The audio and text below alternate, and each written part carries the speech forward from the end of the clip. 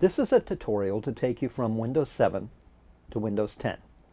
Normally I wouldn't recommend anybody install an operating system, but this one's pretty easy for the average user to do, and that's why I'm doing this tutorial.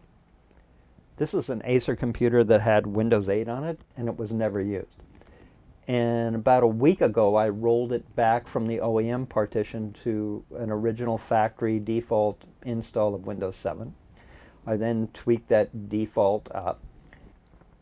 This photo I took when I was driving into Vegas after a terrible rainstorm. The sun was just coming up. I was going in town to work. I installed some non-Microsoft programs for testing. I installed OpenOffice, which can open Excel and Word files. For security, I used Microsoft Security Essentials, basically the same thing that's in Windows 10.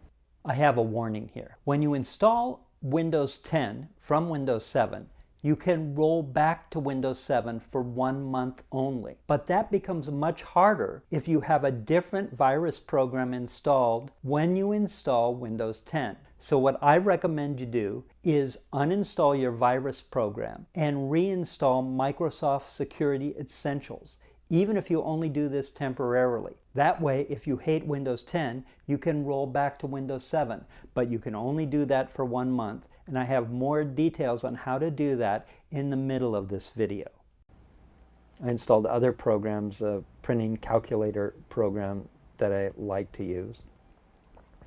I have a specialized folder called zcraig Utilities that I keep programs for people that get into trouble.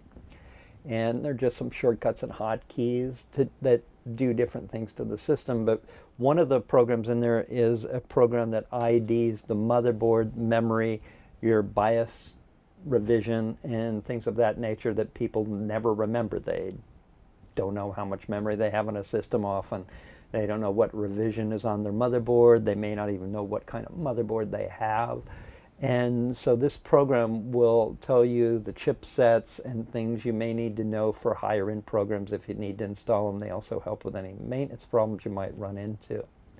I installed Firefox, I installed Paint.net, and a few other simple basic programs. A week later, I was ready to take the time to install Windows 10. Now I'm installing from a DVD drive, but if you have the little logo in the lower right hand corner, you can install from that. You will see an icon that really doesn't do anything, and eventually it'll get to the point where it's preparing to install the operating system. The first screen that you really need to interact with, though, is one where you need to decide right now to download and install updates.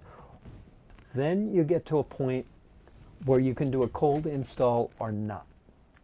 And if you uncheck Keep Personal Files and Applications, which are programs, then you won't have those, and it'll be a completely clean version install of Windows 10. But if you want to keep your files, which is what I've done here, and that's for this test, you would keep everything checked. And then you wait. How long does the install take? Well, on some computers it takes 2 hours, and the screen will go black and stay black for a long time. Just be patient. On some computers it's 20 minutes if you have an SSD and it's really fast. If you have a password in the system, you'll be greeted with that when it finally boots back around. There'll be another couple of legal screens that'll whiz by, and you'll get to the start screen, and finally you'll get to the desktop. First thing you'll notice when you get to the desktop, the start button's back. But this is kind of a hybrid start button. It's kind of a cross between Windows 7 and Windows 8. You still have the tile stuff here. And you do have some applications you can run here. So let's go to zcraig Utilities and check on my application. You have to slide the slider to the bottom, and then there'll be a little down arrow here, and I'll slide it down here, and if you look, a lot of the shortcuts are gone. So I'm going to show you how to fix that. Okay, we're trying to find that hardware information utility.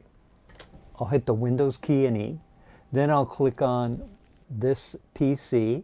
Then I'm going to click on the C drive. Then I'm going to go in the Programs folder and CPU-Z. I'll find the application here. I'll hold the right mouse button down, drag it to the desktop, and tell it to create a shortcut here. First thing I want to do is make sure the program runs, because Windows 10 didn't like my shortcut. As I look, it looks like it runs fine.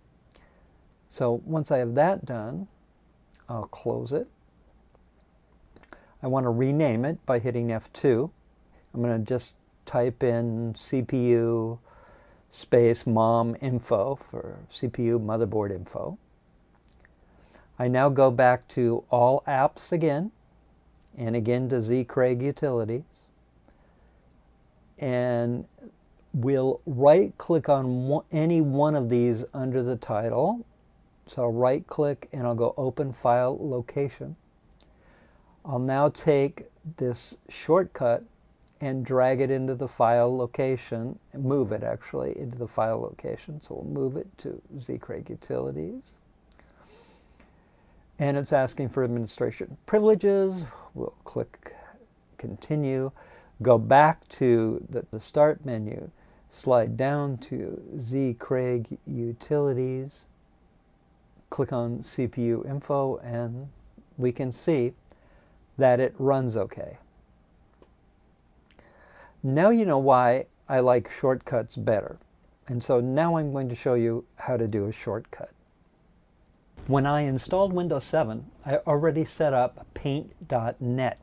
I'm now going to pull that setup from the Windows 7 side, because this is still the same hard drive and the program's still there. So it was in a folder called Drawing and Graphics. So again, you have to right click and open the file location. And here's the paint.net icon. I can right click, go to Properties, and there's a shortcut key. I'll click in it once, and I want to use Control-Alt-N. Normally for a Paint program I would use a P, but because so many people use Photoshop as a hotkey, I don't want to do that. So Control-Alt-N now will launch that program. And you can see how much faster it is than using the mouse. Another hotkey that I've already set up is Control-Alt-T for a tape printing calculator. I use that program all the time. The Windows calculator, if you click on the Start button and go to Calculator, it's first choice under C. One nice thing about this Windows 10 app compared to Windows 8, you don't have to drag it to the bottom to close it. It has a standard like resize, max, close button. And if you go to the upper left-hand corner, you have different options for selecting things in the calculator. You can even do some converters. So if we go under the converter section, you can do weights and temperatures.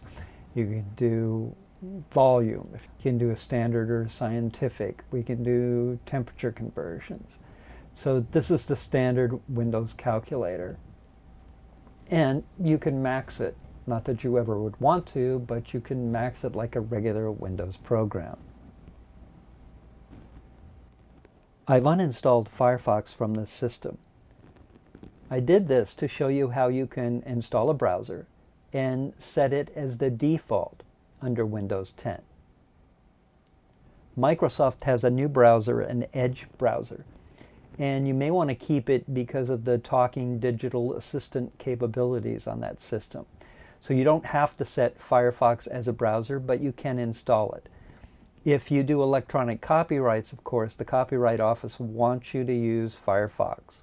So it might be a web browser you want to use anyway. Now here's how to do that.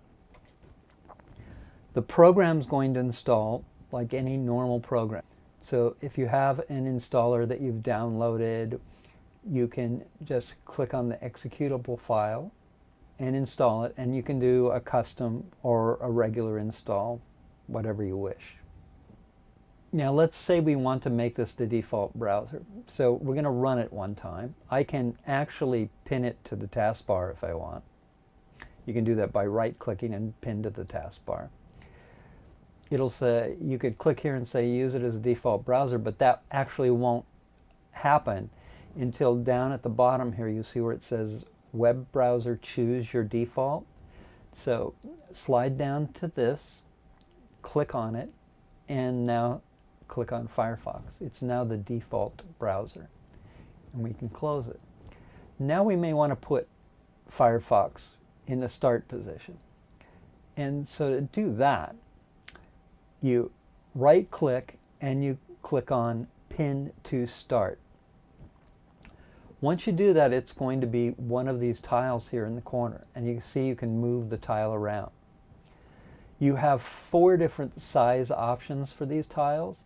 So if you pick any one tile, you can move them around.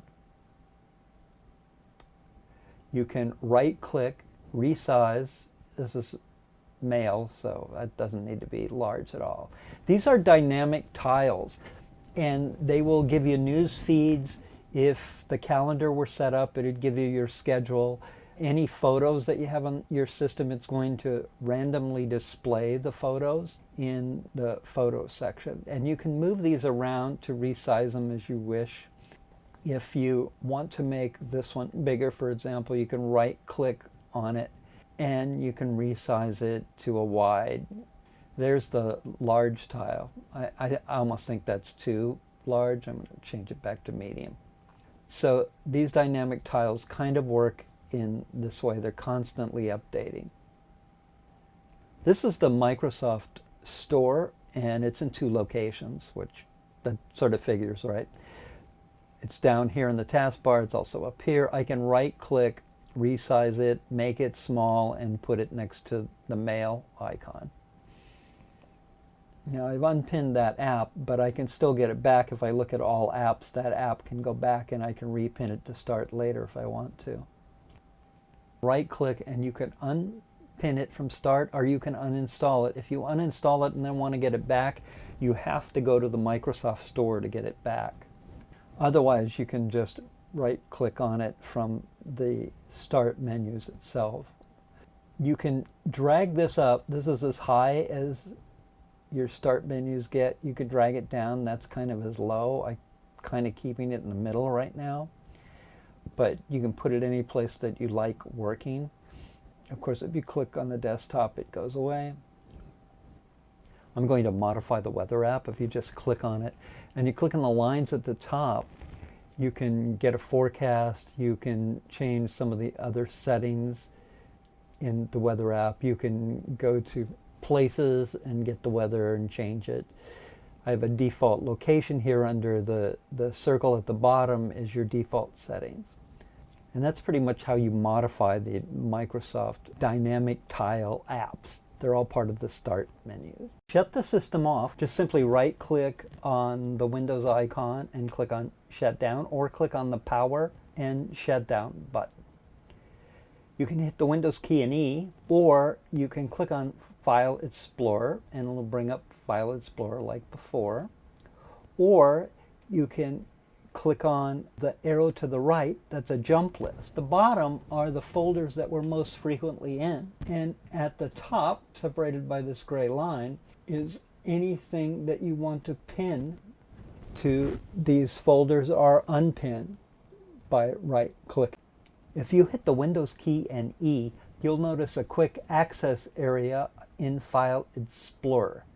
You can right click and unpin anything, any folder that you have on your hard drive to that area, or you can add a folder to it by doing the same thing. When you click on this PC, it gives you your hard drives, all your hard drives, portable drives, and even empty drives that you can plug in and out. One drive is 15 gigabytes free storage space that comes with Windows 10. You'll have to set it up. Nice thing about that is if you're on vacation, you have a laptop with you, you can dump your photos to Windows 10 and pick it up when you get home. If you click on the Start button and click on Settings, this is the Easy Access setting panels, which will work fine for most users. You can do account changes, you can do some simple internet setups with networks and things of that nature. more technically, right-click and go to the control panel. And while we're there, let's look at the security functions. Windows 10 uses Windows Defender, which is very much like Windows Essentials in the previous versions of Windows. If you go to settings, you can click on exclusions and you can lock out some install folders and stuff that you don't need to scan because you know there's no viruses in there. If you go to settings and you click on the backup area, you'll notice there's a Windows 7 setting there. And for 1 month, you can roll back to Windows 7. There's a folder on your hard drive. It's called Windows Old, and you can get back there if you need to, but only for a month. Of course, if you like Windows 10 and you're coming from Windows 8, the Windows Old folder is something you're probably going to want to erase to pick up space. The icon for Windows Defender is, if you click this up arrow here, and you'll see a little, looks like a castle. Click on it, you can go to Windows Defender that way. If you click on the thing on the far right corner, that's your notification center. And that tells you if there's any security issues, if there's anything you need to deal with, if you're doing update or the system's doing some kind of maintenance, you can find out. Besides the Windows key left arrow to dock something to the left, you can actually just drag the top part of a folder up to make it full screen, or drag it to the left. You'll see a gray screen appear and it'll take half the screen up that way to dock the window.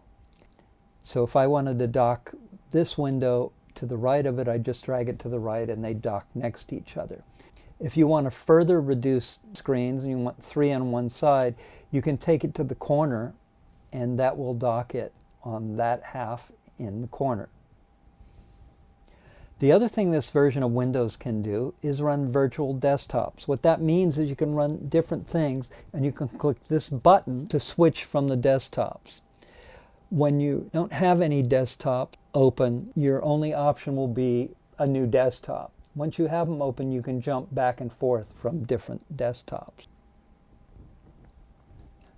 To the left down here is a program called Cortana. Cortana is an answer to Apple Siri and Digital's, OK Google or Google Now. It is an intelligent digital assistant. If you have a microphone plugged into your system, there'll be a little mic icon to the right. But basically, all you have to do is ask it questions. Either type something in and set it up. You can tell Cortana, remind me, pick up pizza later. You can have Cortana tell you what traffic's like in a certain city at a certain time of day. And you don't need to use Microsoft Edge to use Cortana. Firefox version 40 and above is totally compatible with Cortana. So that's good news. Firefox is still a very secure browser. The name Cortana comes from a Microsoft Xbox game, by the way. Seems like it's always the gaming division. In any case, this is the paranoid and grumpy Vietnam vet. Until the next time, ciao dam viet.